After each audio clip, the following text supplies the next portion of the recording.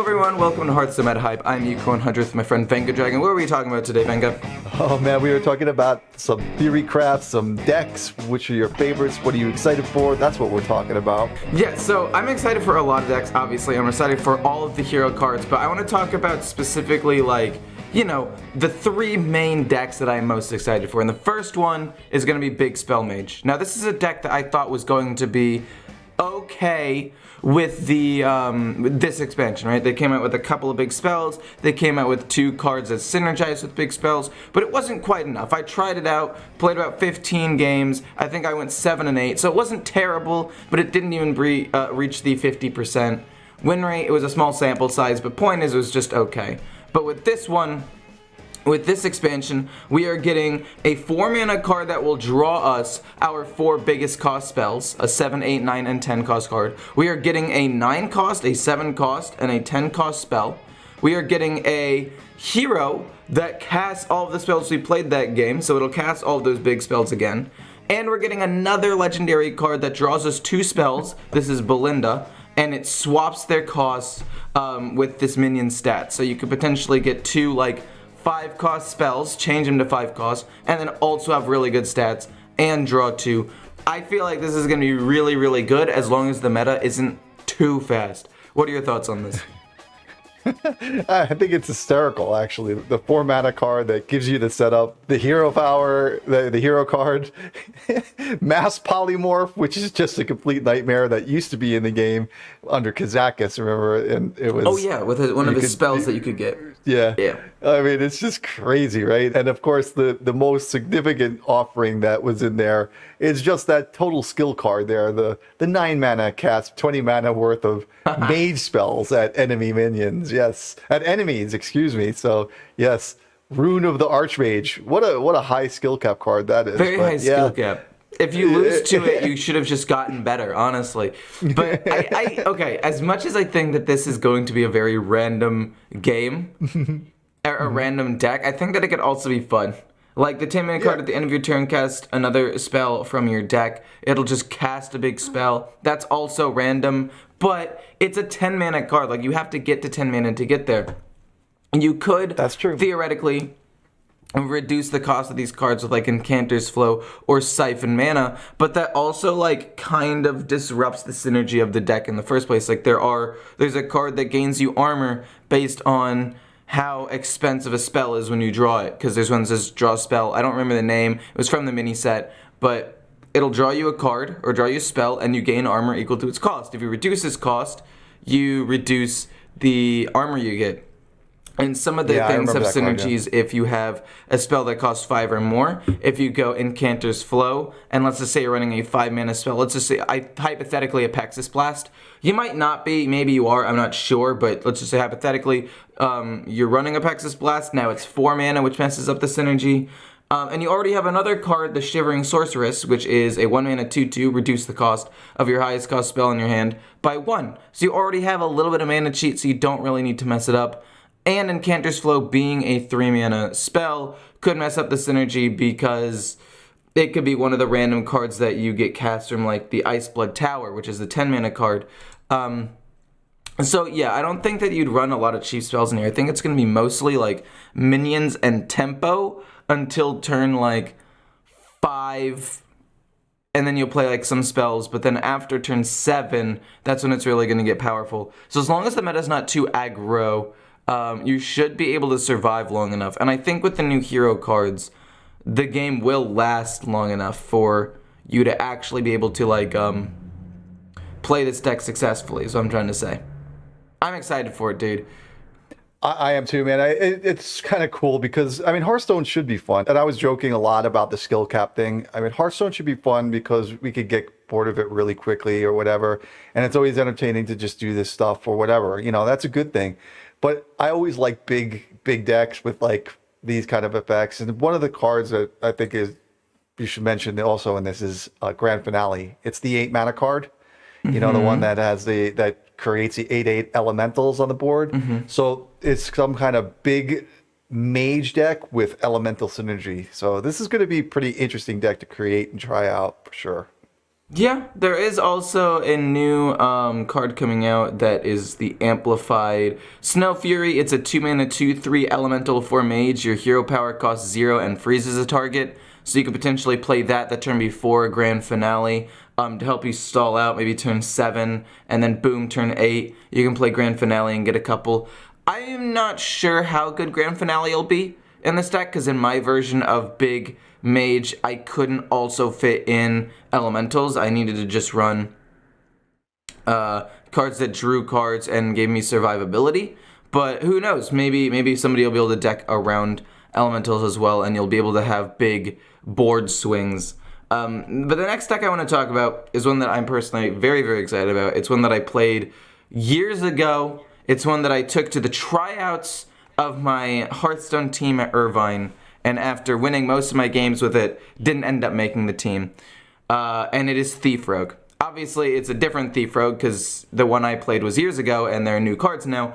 But point is, I'm extremely, extremely excited for it. They have a new legendary, they have a new weapon, they have a couple of minions that synergize well with it, not to mention some already existent cards.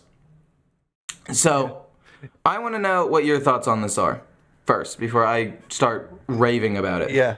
Thief Rogue is kind of one of the ultimate theory crafts, right? It was like, there was times like where a lot of people would try to experiment and get it back and keep it coming. It hasn't been around in ages, right? Wouldn't you say? It's just not here, right? So yeah, Thief Rogue is back. After it had some of its best cards rotated out, basically being Test, Greymane, and like a couple of the other important cards, it saw no support for 2 years. But now it's back. It's back. I mean, that's really my thoughts on it because I haven't seen it in so long, and I'm just like, that does make me excited for it as well. And this is always the best time of year as well, too, when new expansions come out. But this one specifically is really, really cool because of the idea that there's so many sets that are in the meta right now. We're going to have like everything, and nothing rotates out until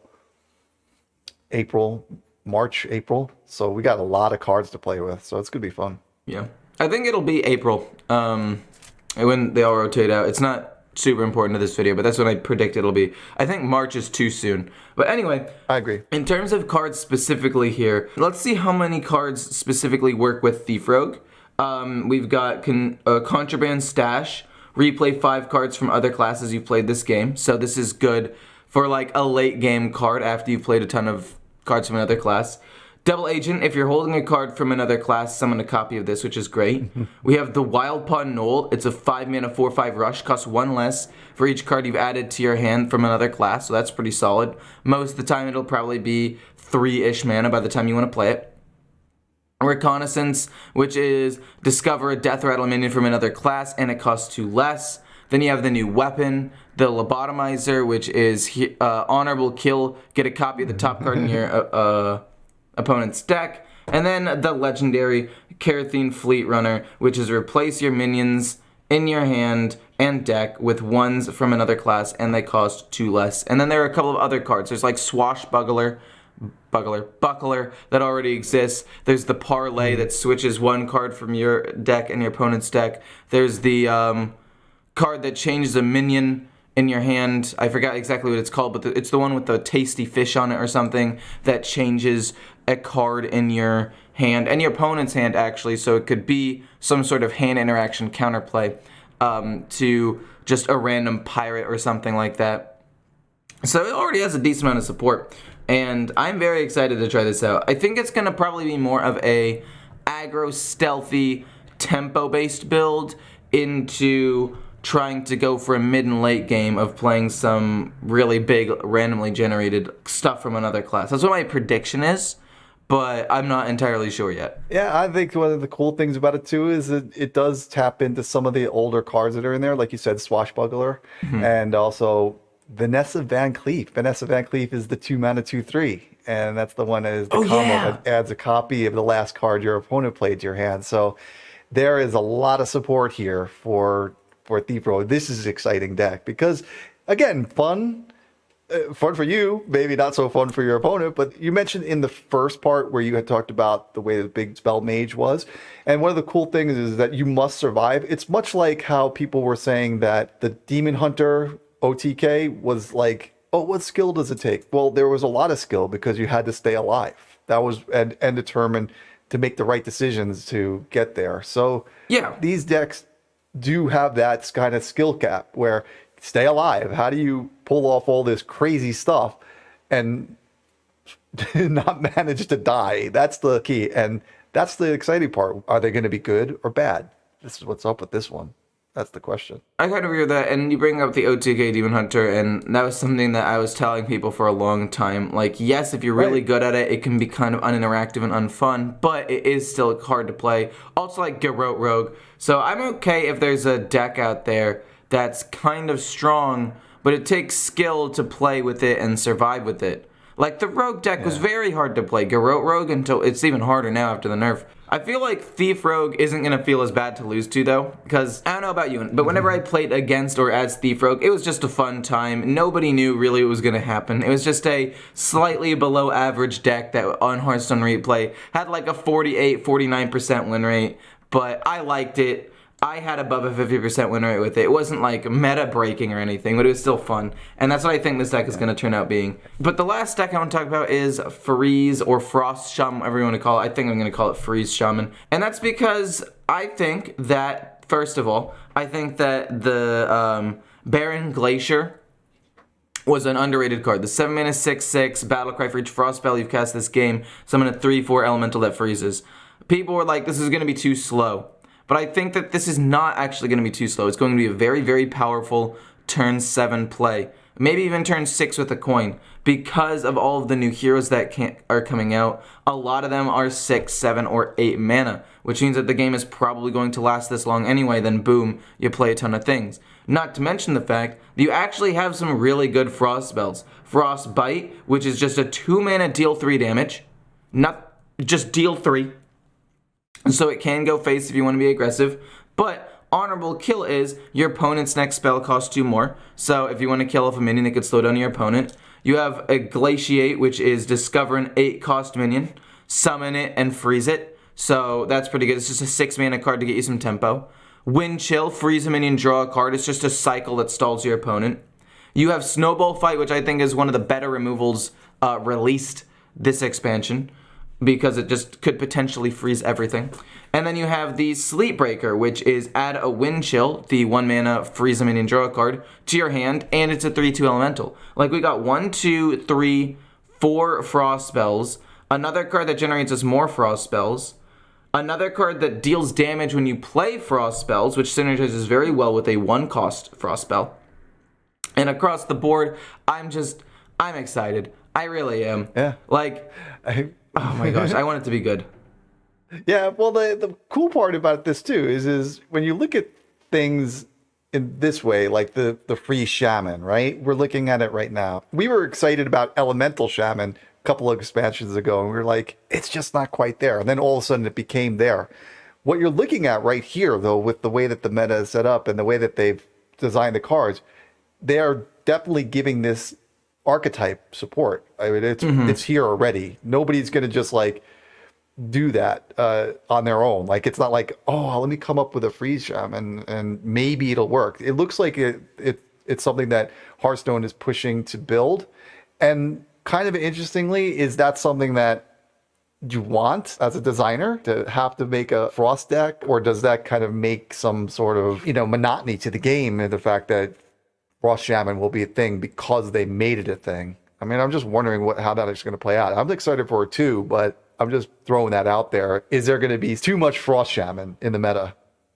I don't think immediately, no. I don't think that it's necessarily going to be top tier. I think it's actually going to be quite good, but I don't know if it's necessarily going to be the best. But my prediction is that the mini set will come out, and it will give us 1 or 2 more Frost spells for Shaman. Yeah. Because usually, like, every class will get 2, maybe 3 cards, and then a bunch of neutral cards, and they usually are similar to, or they're tied into the current expansion. And this one is all Frost based. So mini set will come out in about 2.5 months, and it will probably have at least one more elemental, like maybe a frost elemental of some kind, at least one frost spell, and it'll make an already decent deck a little bit better, and it'll be then when I think that Freeze Shaman will be played a little bit more and be like the thing you're talking about, right? When it becomes a thing made by Blizzard, when it comes out with 1 or 2 more cards. Same thing with like Quest Warrior, right? It was already doing pretty well, and then the mini set came out and they released like 2 or 3 new pirates for Warrior and just pirates in general, and they made an already decent deck insanely strong. And then it became all Quest Warrior because Hearthstone really pushed that archetype, which I don't have a problem with. Like, if they want to see an archetype do well, they can push it. Like, there's no problem with that. It's just, I think that the situation that you're talking about will arise after the mini set, because that's when it usually does. Like, a mini set will come out and then boom, like a deck that was already kind of popular becomes super popular. I agree, definitely. Yeah, and that's about it for me. Let's hop over to your segment where we talk about the best legendaries to craft, not necessarily the best decks. Legendaries are pretty good standalone cards that you can tinker with, so I'm excited.